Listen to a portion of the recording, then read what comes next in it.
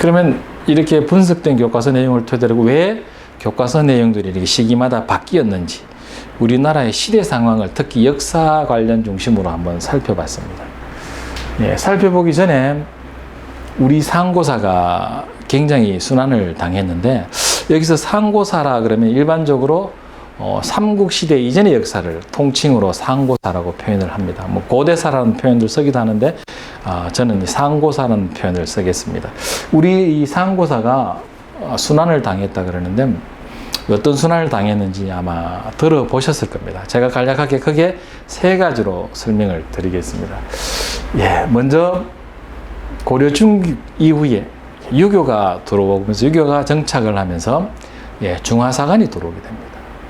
이 중화사관이 들어오고 그들이 이제 세력을 잡고 조선을 건국하면서 유교 성리학이 조선의 국시가 됐죠. 그러면서 조선 500년 동안 모든 사상의 중심이 이 유교 사상입니다. 유학입니다. 그러다 보니까 이 유학과 배치되는 사상을 가진 우리 선도사서는 홀대를 받게 됩니다. 그리고 세조, 예종, 성종 때는 우리 선도사서가 전부 수구령이 내려집니다. 그전에는 그나마 가정에서도 볼 수 있었고 읽을 수 있었는데 이 이후는 이 선도사서는 이제 세상에 나올 수가 없게 돼요. 전부 지하로 숨게 되고 감추게 되는, 어떻게 보면 중국의 분서갱류 참 안타까운 현실입니다. 그래서 지금 저희들이 이런 선도사서를 굉장히 볼 수가 없는 한 이유이기도 합니다. 결국은 우리 역사, 특히 상고사를 왜곡한 긴 역사는 조선 500년 동안에 이루어졌다고 할 수가 있습니다. 이 부분을 우리가 한번 어떻게 보면은 제대로 검증을 한번 해볼 필요가 있지 않겠나 생각을 합니다. 예, 그 다음 두 번째는 뭐 너무나 잘 아시는 일제 대일항쟁기 시대의 식민사관에 의한 왜곡입니다. 뭐 정책적으로 일본 군부가 학회를 만들어서 역사책을 쓰고 조선사를 편찬하면서 우리 역사의 타율성, 그 다음에 일선동조론, 임나, 인본부설, 그 다음에 가장 어떻게 보면 무서운 이 정체성론까지 완전히 바꿔놨습니다. 그래서 이런 역사 왜곡이 그대로 지금까지도 어떻게 보면 이어지고 있는데, 이러한 논리가 실정사학이란 실정주의사학 역사 논리로 아직까지도 우리 역사학에 남아있는 안타까운 현실입니다. 이 부분에 대해서는 워낙 많이 말씀들 하시니까 이렇게 간략하게 말씀을 드리고, 세 번째는 광복이 되면서 우리 역사도 광복이 되어야 되는데 그렇지 못했다는 겁니다.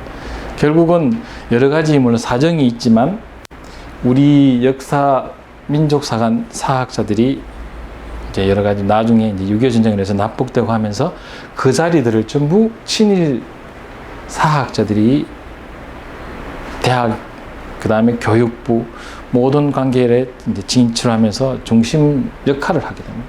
그러다 보니까 그분들의 학설과 사상이 그대로 굳어버리는, 어떻게 보면 흔히 저희들이 식민사관이라고 표현을 하는데 이게 고착화되는 현상입니다.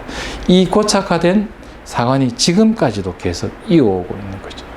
그래서 우리 상고사는 실질적으로 거의 삼국 이후 고려시대부터 지금까지 순환을 받고 있다라고 표현을 해도 좀 제가 그럼 과한 표현일까요? 참 안타까운 현실입니다. 이러한 우리 상고사를 교과서에서 서술을 할 때 자꾸 여러 변화가 일어나는데 그 변화의 원인에 대해서 제가 한번 살펴봤습니다. 특히 광복 이후에 우리 교과서는 굉장히 이제 양적으로나 질적으로 이제 획기적인 변화를 가지려고 노력을 합니다. 상고사도 복원하려고 하고.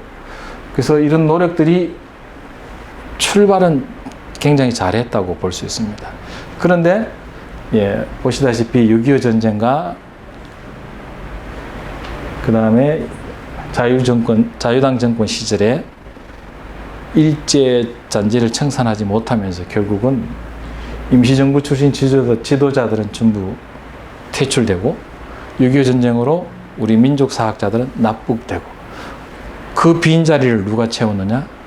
결국은 친일 사학자들이 그 자리를 채우게 되고 정치에까지 입문하고 모든 교육 관련, 대학 관련 자리들을 이런 친일 식민사관 학자들이 차지하게 됩니다. 그러다 보니까 우리 역사를 바로 세우려고 출발했던 그 출발점이 첫걸음을 떼자마자 제자리로 다시 돌아가게 되는 그런 현상이 일어나게 됩니다. 이런 현상이 일어나니까 이제 그나마 있던 우리 민족사학자들은 이래서는 안 된다. 그래서 여러 가지 운동을 하게 됩니다. 국사찾기협회, 국사강복회, 그다음 민족문화연구원 등 많은 단체가 교육부와 문교부와 국사편찬위원회에서 여러 가지 교과서의 문제점에 대해서 이의를 제기하고, 특히 우리 안호상 스님은 국회에 청원서까지 제출하면서 교과서 개정에 대해서 많은 건의를 합니다. 근데 이런 부분들이 거의 받아들여지지 않습니다. 특히 1974년에 이 금인정 교과서 제도가 국정교과서 체제로 바뀌게 됩니다. 그래서 국정교과서 체제로 바뀌면서 그전에는 관련 학자들이 자기가 연구한 내용으로 교과서를 편찬을 하고 그걸 국가의 검증 과정을 거쳐서 이제 교과서로 채택이 됐었는데, 이제 국정교과서 체제로 바뀌면서 모든 주관을 문교부에서 하면서 국가의 어떤 기준에 맞는 교과서를 만들어내게 됩니다. 그런 부분들이 결국은 이 국사교육에 대한 여러 다른 의견을 받아들이지 않겠다는 방침입니다. 그래서 결국은 이론을 받아들이지 않게 되니까 결국 50년대 초반에 만들어진 이 식민사관이 그대로 변화 없이 긴 세월 동안 자리를 굳히게 되는 어떤 그런 현상이 나타나게 된 겁니다. 그러다가 80년대 초에 굉장히 여러 방금처럼 우리 역사 교과서 개정 문제들을 운동을 하는데도 교과서에는 반영이 되지 않습니다. 그래서 도리어 분량이 줄고 조선사 내용이 빈약해지는데, 이 80년대 초가 아까 말씀드렸듯이 4차, 5차, 6차 교육과정 시기입니다.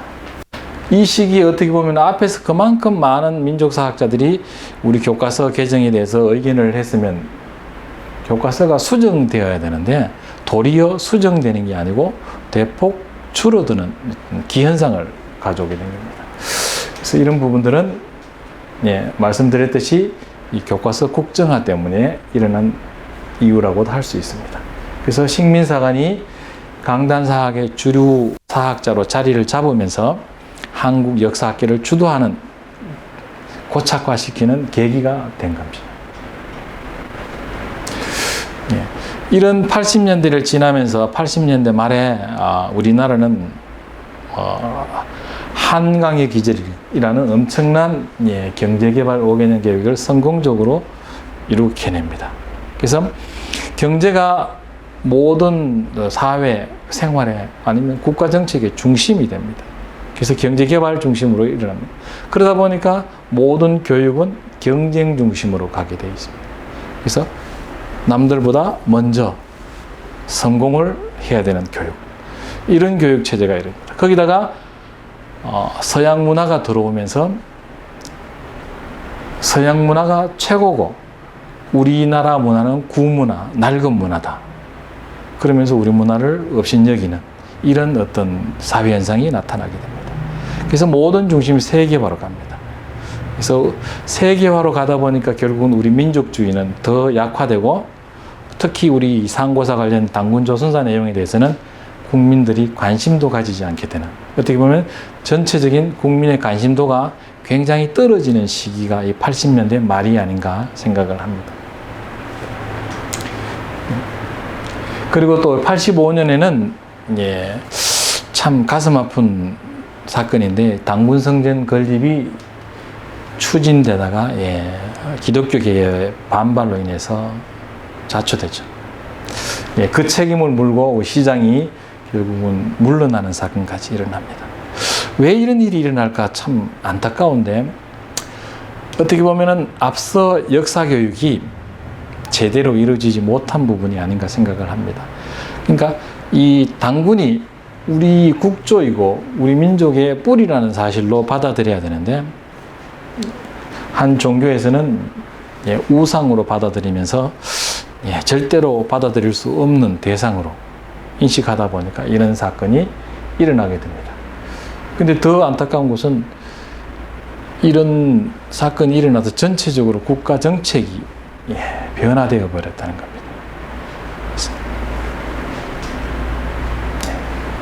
그래서 이러한 큰 사건들을 배경으로 넘어가고 여러 가지 또 아까 말씀드렸던 국사찾기 협회라든지 이런 그 다음에 상고사 관련해 가지고 여러 오류를 확인하고 그 다음에 뭐 청구 소송을 하고 여러 가지 법정 투쟁도 하고 많은 노력을 기울입니다. 이것만 가지고는 안 되겠다. 그래서 진짜 공부하고 이제 연구하는 학자들이 나타나서 그 연구 실적을 책으로 쓰게 됩니다. 그래서 92년에는 고준환 선생님이 하나 되는 한국사를 출판을 시작해가지고 윤내현, 이형구, 임효재, 곽창근 이런 분들이 특히 상고사 관련 연구를 시작하고 책을 출간합니다. 실질적으로 이 상고사 관련 연구를 하신 분들은 어떻게 보면은 강단에 서 계신 이 주류 학자들이 아니고 흔히 뭐 표현이 좀 적절할지는 모르겠습니다만은 제야사학자라는 분들이 중심이 돼가 많은 연구를 하게 됩니다. 그러다 보니까 이분들의 학설이 이제 제대로 반영이 되지 않고 받아들이지 않게 되는 그런 안타까운 부분도 있습니다. 그래서 이런 부분을 참 안타깝다고 생각을 합니다. 이렇게 뭐 소송 그 다음에 관련 연구들을 책으로 내고 이런 노력뿐만 아니라 이 당시에 또 우리 역사에 크게 영향을 줄 수 있는 게 바로 이 유적 유물 발굴입니다. 앞에서 말씀드렸듯이 우리 상고사 관련 내용은 문헌 자료가 부족해 가지고 연구를 하기가 굉장히 힘들었다고 말씀을 드렸습니다. 근데 이런 부족한 부분을 메워줄 수 있는 게 바로 유적 유물 고고학입니다. 근데 실질적으로 우리 상고사 관련 그 위치는 지금 현재 거의 대부분 중국 땅에 있습니다. 그래서 중국이 봉쇄를 하고 열어주지 못해서 저희들이 가볼 수도 없었고 발굴도 못했는데 이제 중국이 서서히 개방을 하면서 이 유적 유물이 발굴이 되는데요. 그 중에 가장 대표적인 곳 간단하게 말씀을 드리겠습니다. 79년에 이 연영성에서 동산치 유적이 발굴됩니다. 이 유적을 시작을 해가지고 83년, 85년에 우화량 유적이 발굴됩니다.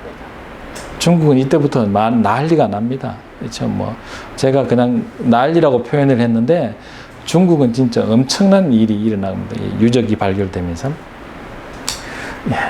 여기에서 우리 여신상 나타나고 그 다음에 이 방가부자를 하고 있는 여신상의 모습입니다. 이 방가부자는 특히 저희들이 일반적으로 양반 자세라고 표현을 하는데 이런 방가부자 자세를 하는 거기 중국에는 없다고 그럽니다. 그래서 중국은 앉는 자세가 우리하고 틀리다 그럽니다. 그래서 서양 사람들도 이 양반 자세 앉으라 그러면 굉장히 불편해서 못 앉는데 우리나라 사람들은 잘하죠.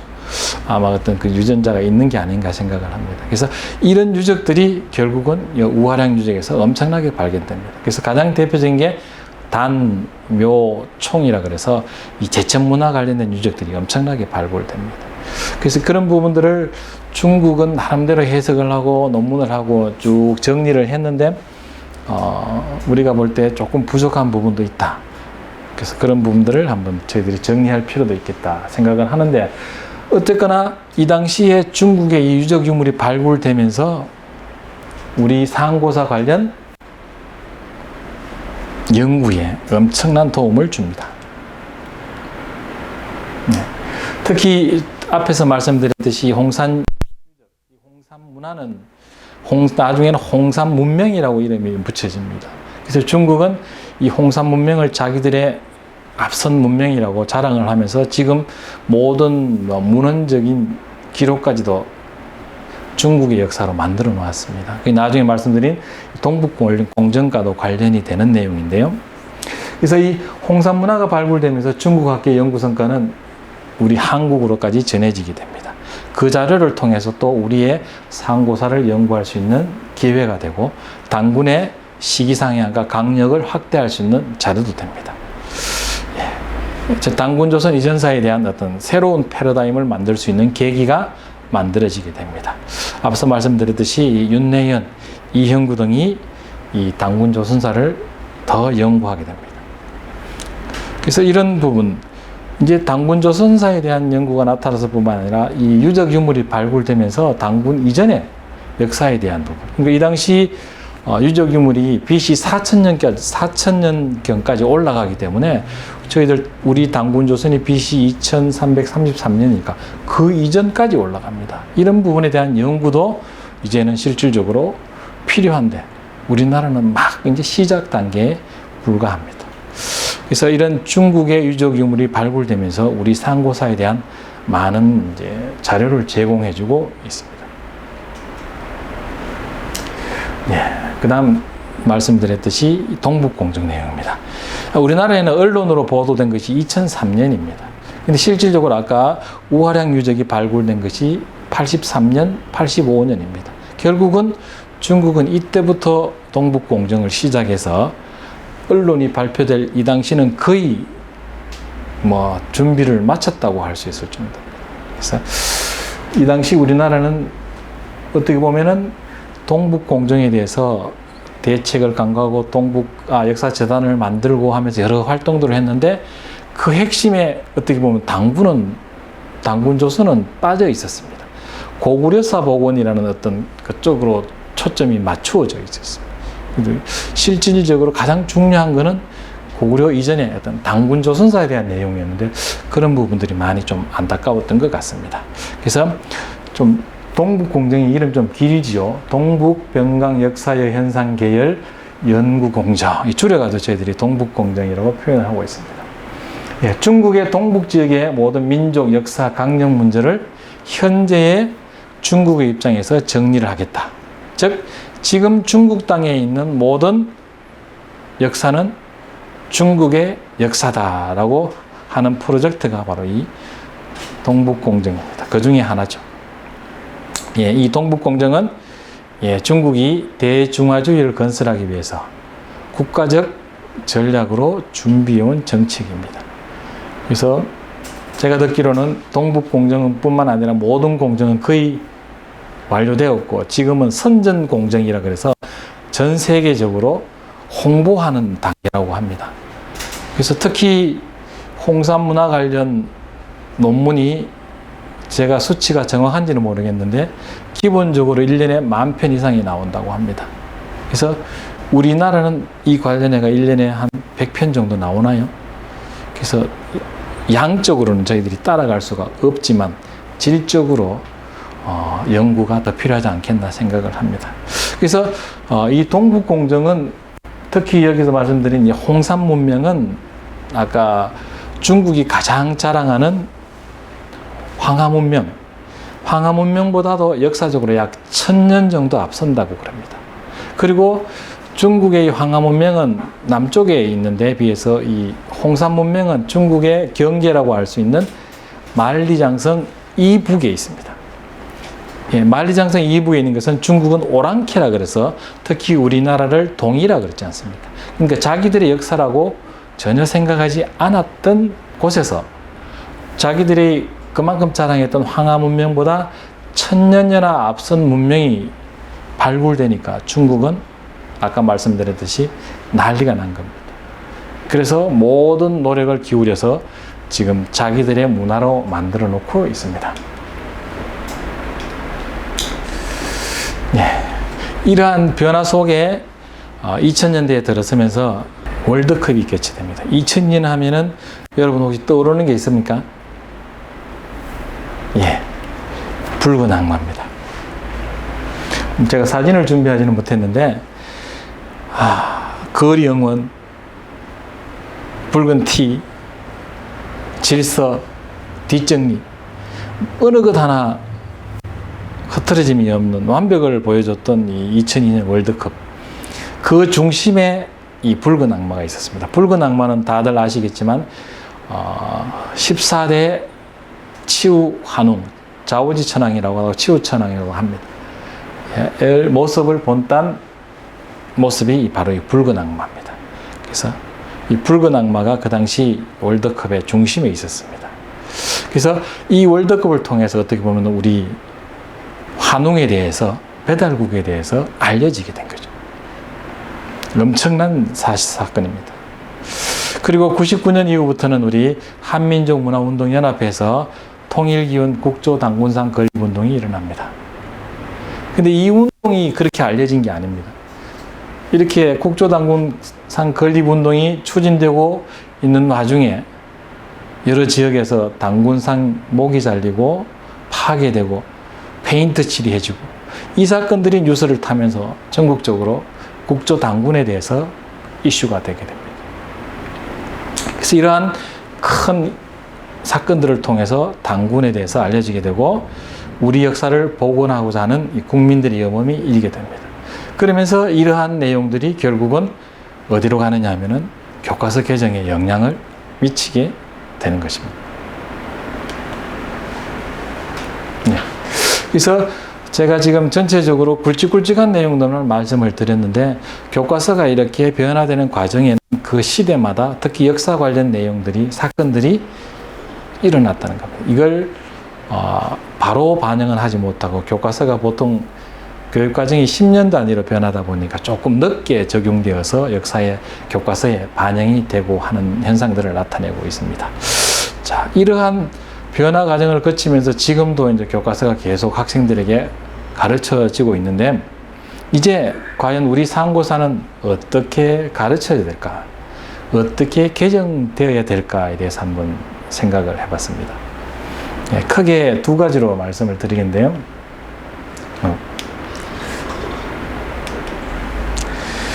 먼저 이제는 당군 조선사에만 국한되어서는 안 되겠다.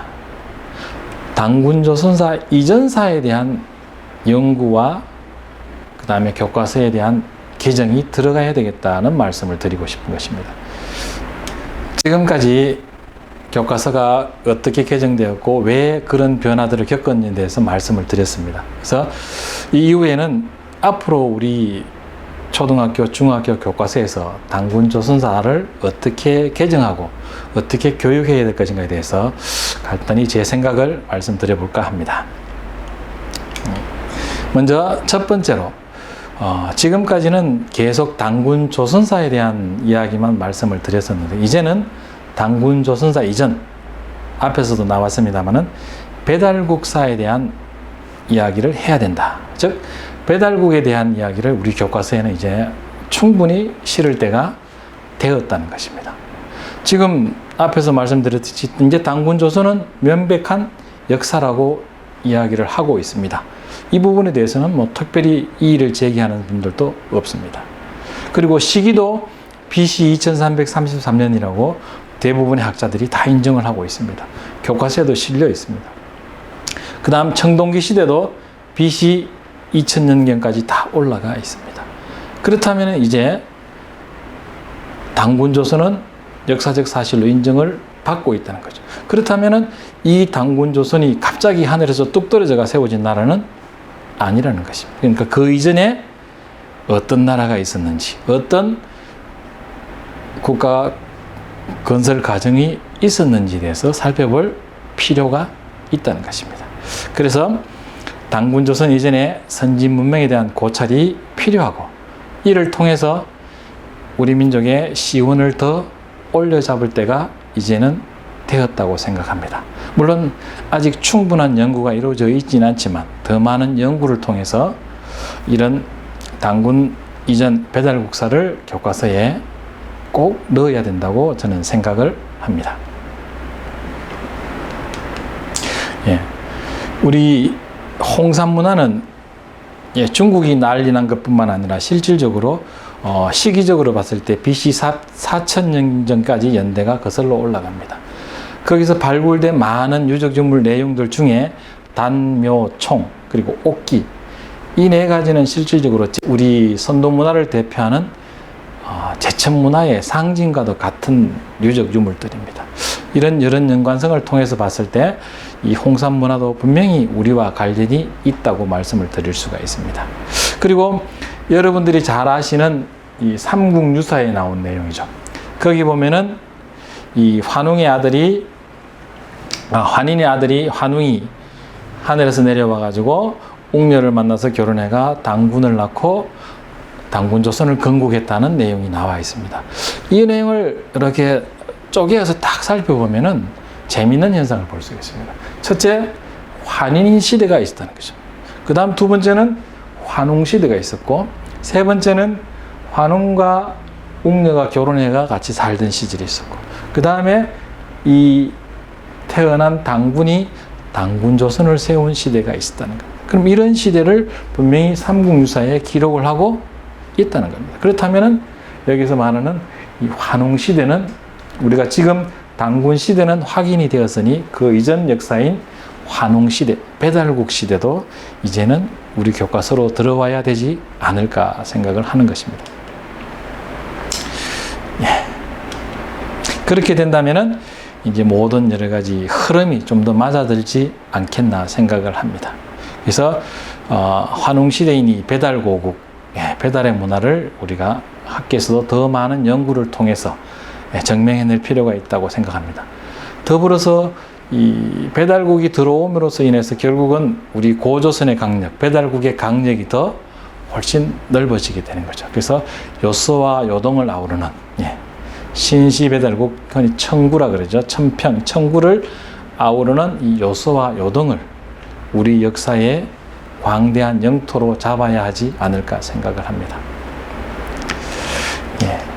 두 번째는 배달국사가 우리 역사에 들어오게 되면은 우리 역사 서술의 방향이 완전히 달라질 수 있습니다. 그래서 당군 조선사는 이제 배달국사의 연장선상에서 우리 역사를 서술해야 된다는 것입니다. 그리고 앞서 모든 내용들을 간략하게 정리를 해보면은 당군 조선사 내용은 5가지로 개정 방향을 제언하고 싶습니다. 첫째는 당군 조선이 건국되었다는 사실만 교과서에 서술되어 있습니다. 건국 과정에 대한 내용이 없습니다. 그래서 이런 건국 과정, 그 다음 더불어서 당군 조선의 발전 과정에 대한 내용이 충분히 교과서에 반영이 되어야 된다고 생각을 합니다. 둘째는 우리 당군 조선의 강력에 대한 내용인데요. 이 홍산 문화가 발견된 요서 지역의 하가점 하청 문화가 아까 말씀드렸듯이 단묘청, 우리 선도 문화의 맥과 맥을 같이 한다고 볼 수 있습니다. 그리고 관련 연구들은 우리 당군 조선의 문화라는 연구를 지금 많이 하고 있습니다. 그래서 이 부분을 관련시켜서 우리 당군 조선의 강력도 이제는 요서 지역까지 확대해야 된다고 생각을 합니다. 세 번째 내용은 이제는 많이 줄어들었습니다만은 아직도 초동은 거의 사라졌는데 중동에는 아직까지 교과서에 나오는 내용인데 이 위만조선에 대한 부분도 그 다음에 한사군에 대한 부분도 이제는 정리가 필요하겠다는 생각을 합니다. 그래서 우리 상고사와 관련 이 부족한 이 내용들은 깔끔하게 정리가 필요하지 않겠나 생각을 합니다. 그 다음 네 번째는 우리 2000년의 역사를 가진 이 당군조선에 대한 기록입니다. 앞서 초등학교 교과서 분석을 했을 때 당군조선 관련 내용은 교과서 쪽수로는 2쪽에서 3쪽, 2페이지에서 3페이지 정도 분량밖에 기록되지 않고 있습니다. 거기다 그림을 빼버리면은 내용은 얼마 되지 않습니다. 그래서 결국은 당군조선에 대한 내용이 거의 빈약하다는 거죠. 이제는 그 부분을 채워 넣어야 된다는 겁니다. 그래서 당군조선의 역사에 대해서 기록이 필요하다는 겁니다. 그래서 역사, 결국은 생활, 문화가 들어가야 된다는 겁니다. 그래서 가장 대표적인 우리 선도제천 수행문화도 포함시켜서 우리 당군조선의 역사와 문화, 사상이 보완되어야 된다고 말씀을 드리고 싶습니다. 그리고 이러한 이 당군조선 이후에 많은 나라들이 생겼습니다. 우리 윤대현 교수는 열국이라고 표현을 하시는데, 이런 열국들이 생겼을 때 당군조선과 어떤 관계가 있는지, 그 개성관계를 분명히 밝힐 필요가 있고, 그 당군조선의 맥을 어떻게 이어져서 현재까지 왔는지에 대한 정립이 필요하다고 생각을 합니다. 그래서 이 열국들에 대한 연구와 당군조선과의 관련성에 대한 연구도 꼭 필요하리라고 생각을 합니다.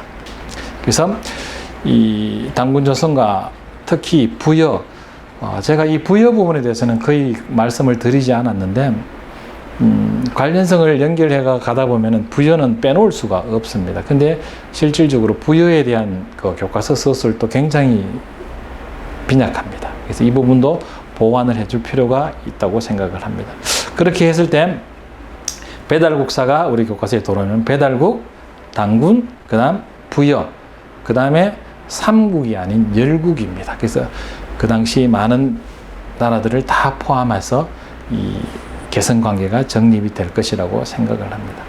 이러한 방향으로 제가 5가지 제안을 드렸는데, 이 방송을 보시는 분들 중에 우리 역사에 관심이 많고, 또 우리 아이들이 우리의 올바른 역사를 배우고 우리의 정체성을 확립할 수 있는 기회로 삼을 수 있도록 우리 역사 관련 연구를 해가지고 많은 의견 주시고 또 관심도 가져주셨으면 좋겠습니다. 그래서 지금까지 했던 말씀들을 간략하게 한 페이지로 요약을 하면 이렇습니다. 우리 상고사의 시기와 강력, 사상, 문화까지도 정확하게 교과서에 게시를 하자. 그 다음 배달국, 당군조선, 부여, 열국시대로 우리 한국사의 개통성을 정립하자. 그 다음 우리 상고사의 한국문화의 실체와 우리 선도문화의 고유 가치를 그 중심에 정확하게 자리 잡게 하자. 그리고 우리 상고사 관련 연구를 너무 세세하게 좁은 부분만 연구를 하지 말고 거시적 안목으로 연구를 해서 우리 역사의 맥을 전체적으로 잡아갈 필요성이 있지 않겠나 생각을 합니다. 우리 가까운 이웃 나라는 없는 역사도 만들어서 자기들이 역사로 만드는 그런 안타까운 현실인데, 우리는 있는 역사도 제대로 정립하지 못하고 어떻게 보면 방관하고 있는 이 현실이 참 안타깝다는 생각을 합니다. 긴 시간 두서없이 말씀을 드렸는데, 우리 역사 교육은 역사학자들이 연구를 통해서 밝혀내지만 진짜 중요한 것은 학생들이 학교에서 교과서를 통해서 우리 역사를 제대로 배울 수 있도록 우리 역사 관련 교과서를 제대로 만들 필요성이 있다는 말씀을 마지막으로 드리면서 마치도록 하겠습니다. 감사합니다.